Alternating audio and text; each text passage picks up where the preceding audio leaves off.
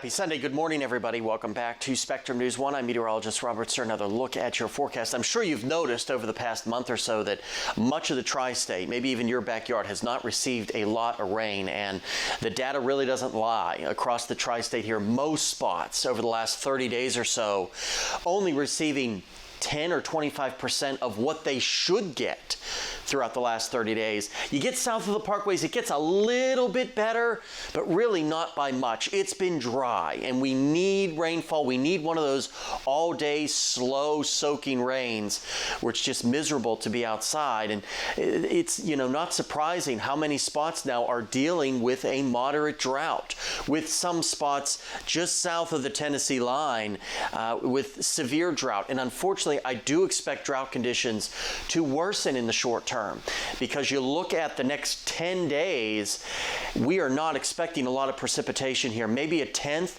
A lot of these are less than a tenth, maybe a hundredth or so, and that is not enough to improve our drought conditions.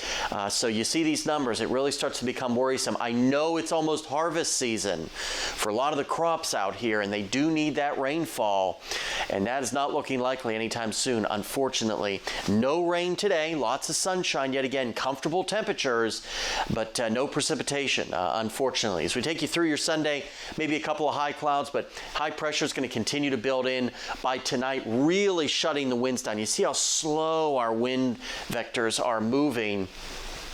Great for radiational cooling.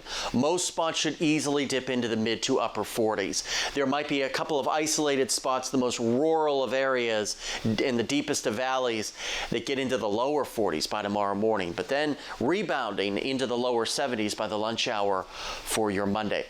Watch for a little bit of patchy fog this morning. That should quickly burn off. Then we'll see abundant sunshine with temperatures in the 70s in Bowling Green and across the entire area. Maybe west of the Tennessee River, one or two spots hit 80 degrees this afternoon. Tonight, though, very chilly by Monday morning. You're waking up work or school in the mid 40s for many of us, but temperatures do rebound, and we do get above average for a good chunk of the upcoming week. We'll flirt with a record low tomorrow morning in Bowling Green, but overall the theme is warming temperatures through the next 7 days.